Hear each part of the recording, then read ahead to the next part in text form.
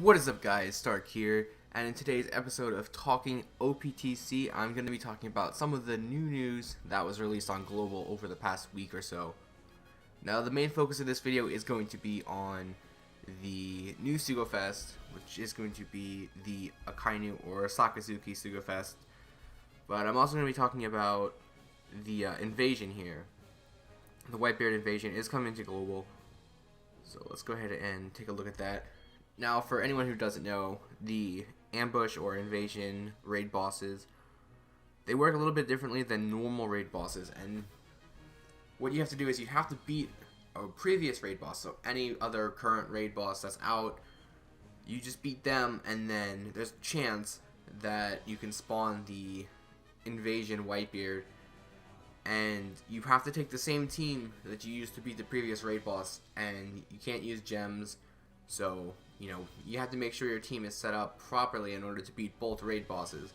And that's why making teams for something like this is very difficult, because not every team can beat every raid boss, and maybe some teams that can beat certain raid bosses can't beat the Whitebeard raid. So it's very tricky. But when it comes out, I am going to make a video for it, show you guys what it's about.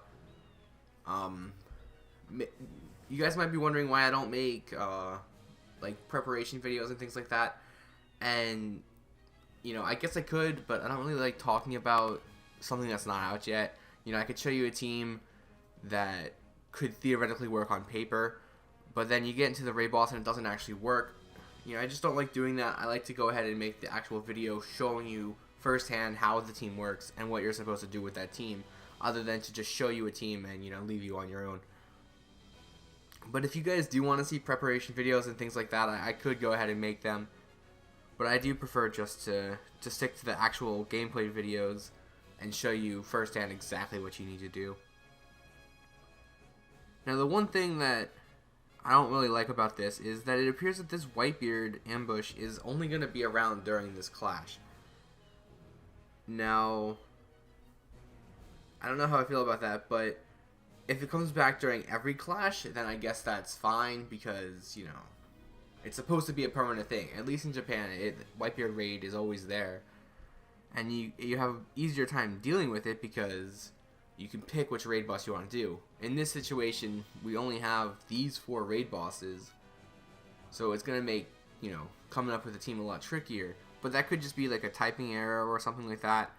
We'll have to wait and see, but we are getting some pretty decent raid bosses. It's not the best out there, but Kuma, Garp, Buster Call, and Doflamingo should be a good balance of raid bosses that you can find a good team to get that ambush Whitebeard. And he's coming out during a skill up, so for you ambitious people out there, you might be able to max him. I'm probably not doing that. I'll probably just get a couple copies and be done with it. And that was my plan, at least until, the possibility of him leaving goes away. But we'll see how that happens. It could just be that the event is a limited time only, and the Whitebeard's going to stay. I don't know what's going on, but we'll see. There's also an increased rate of getting meat in the snails, which is always cool, because that means you can get extra runs in there, and the ambush is only a chance of showing up, so you're going to have to do raid bosses multiple times in order to go ahead and get Whitebeard to show up. Each raid boss has its own different percentage. I don't know offhand exactly what they are, but 60 staminas definitely have higher rates than 40 staminas. So just go ahead and try and do a 60 stamina if you can in order to get the Whitebeard to show up. Moving on here, just do a quick little look at the Coliseum here. We're going to get the new batch, which is just going to be Capone for the Chaos, and then Lulu for the under stages. So nothing too special here. It is coming out during skill up, and Capone is really good, so I would definitely recommend trying to max Capone as soon as possible. And now for the majority of the video here, we're going to be talking about Sakazuki Sugofest. So honestly, it's not really that great of a Sugofest. You do have the multi-pull, and the 11th pull is guaranteed to be a 4-star or higher. So that's nice, but I wish it was one of these rated ups. I really like when they do the multi-pulls where the 11th pull is guaranteed to be one of the rated up units, because that way it feels like you have a much better chance at getting something that you want. But you know, I guess they are really good, so it doesn't happen too often. But there's a new batch of characters here, and I'll be talking about the characters in a little bit. But you do have the new Momonga, a new Kobe, a new Siru, a new Garp, a new Onigumo. So they are pretty good units, though. You know, when I go ahead and break them down, they are pretty good units. And then also we have Smoker, Tashigi, Bastille, Sentamaru, Maynard, Virgo, and Caesar rated up. So I'd say it's a pretty good batch.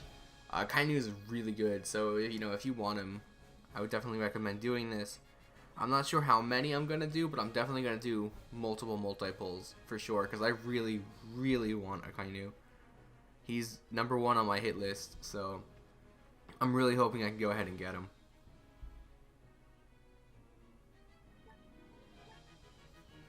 Alright, so now let's go ahead and take a look at the actual units that are being introduced into the game.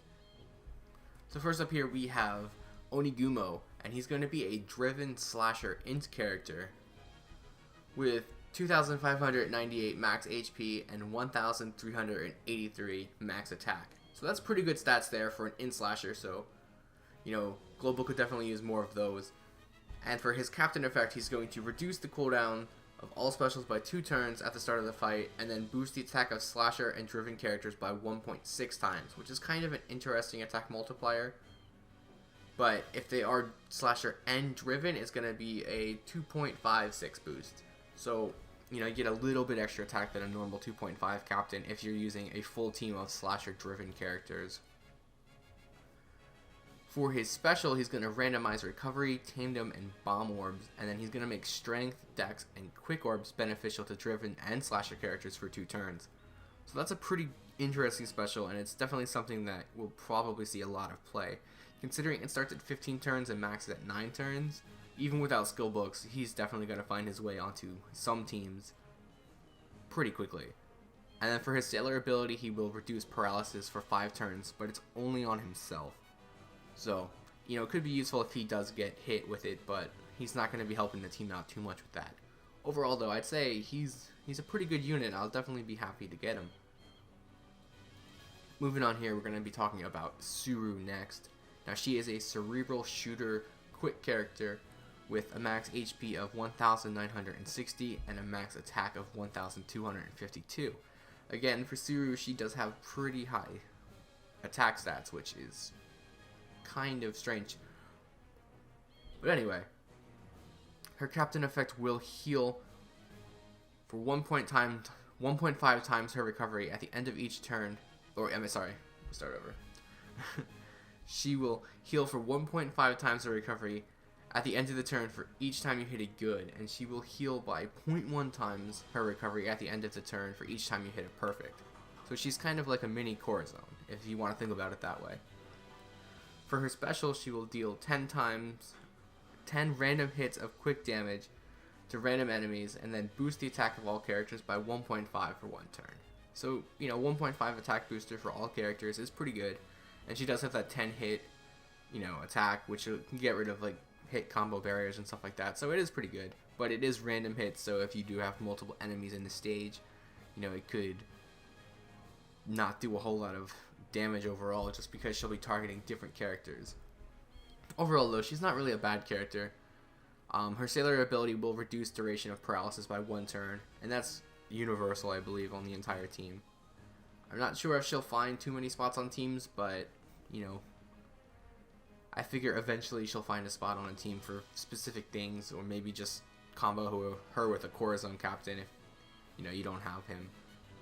So we'll have to wait and see, you know, mess around with her a little bit and see if we can come up with something nice for her. But moving on here to Kobe, he's going to be a fighter-driven Psy character with a max HP of 2,024 and a max attack of 1,151. So his stats aren't really amazing, but, you know, it is Kobe, so everyone's going to want to pull him anyway. For his captain effect, he is going to boost the attack boost your attack by 2.5 times after the second perfect, and then 3.5 times after the fifth perfect. So he's going to be like the rare recruit 5-star version of Legend Law. For his Sailor ability, he's going to reduce the duration of blindness for 5 turns, which is pretty hype. You know, there's a lot of teams out there that, you know, can't do things because of blindness because you don't want to just mess with it, so you can just throw Kobe on there. And most times, blindness, it either lasts for 99 turns or like 3 turns. So if you have Kobe on your team and you get hit with those like 3 or 4 turns, he's just going to wipe out that blindness and then you'll be good to go. For his special, it is a 3-stage special, and I'm only really going to cover the 3rd stage. So if your HP is below 3,000, he's going to remove the no healing debuff, and then he's going to recover 13 times the character's recovery in HP. Now, at the moment, I believe only Raid Boss Akainu has the no heal debuff, at least on Global. But I'm sure in the future, there's going to be more of these debuffs, and then Kobe will probably see a lot more play when that happens, just to get rid of it. But it is an interesting concept, and I definitely think eventually it will be usable. Alright, so moving on here to Garp. He's going to be a powerhouse free spirit strength character with a max HP of 2,110 and a max attack of 1,474, which is pretty insane attack stats there for Garp. For his captain ability, he's going to boost the attack of strength and side characters by 2.5, which is really awesome. You know, I've been waiting to see more of these not universal, but like multicolor leads. You know, it's always been Quick and Psy, and now they're finally moving on to at least a different color. For some reason, Psy's still there, but, you know, it's a start. For his Sailor ability, he's going to boost the HP of all characters by 75. Which is not that much, but, you know, it's something, so, you know, it can't hurt to have that. For his special, he's going to deal 30 times his attack in strength damage to all enemies that will ignore damage reduction and barriers. So it's kind of like Blackbeard, where he'll just ignore the defensive buffs. And then he will delay all enemies for 1 turn and reduce the defense of all enemies by 80% for 1 turn. So his special is actually really cool. Definitely usable. But you're probably going to have to max it before you even have a shot of using it, because it starts at 22 turns, maxes at 17, which is a little high, but you know, once you max it, it'll definitely be usable. So overall, you know, Garp's, I'd say he's pretty good. I'd definitely be happy to get him, and he does have the Raid Boss version. You can sock it and then farm that for Invasion Whitebeard if you want. Moving on here to Momonga. He is going to be a Cerebral Slasher Dex unit with a max HP of 2,342 and a max attack of 1,296. His captain effect is going to boost the attack of Cerebral and Slasher characters by 2.5 and reduces damage received by 10% if there's a Strength, Dex, Quick, Int, and Side character on your crew. So basically he's going to be your Rainbow Slasher lead.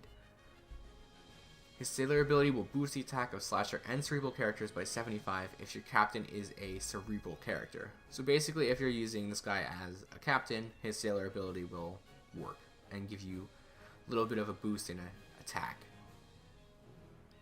For his special, he's going to deal 15 times his attack and dex damage to all enemies, and then boost the attack against delayed enemies by 1.5 for 2 turns, which is pretty awesome. You know, combo that in with any other delayer, and then you got that extra conditional boost of 1.5 times for 2 turns. So you could stack that with, you know, 3-day 2 Zoro and just probably kill anything in your path, really. So he's a really cool unit. I'll definitely be trying to get him when the Sugofest comes around. Moving on here to the man himself, Akainu or Sakazuki. I do prefer calling him Akainu, even though the name on the character is Sakazuki, but I've just been calling him Akainu for so long, I'm probably going to keep doing it. But he is a driven powerhouse strength unit, and he is a beast.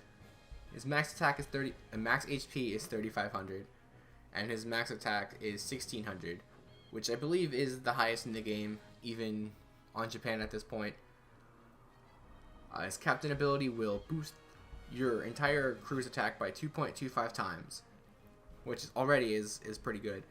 But then if they have a strength orb on it, it doesn't matter if they're a strength character. As long as the character has a strength orb, you will get an additional 1.75 attack boost, and he boosts the chance of getting strength orbs. So similar to Stronghold Shanks, but for strength characters.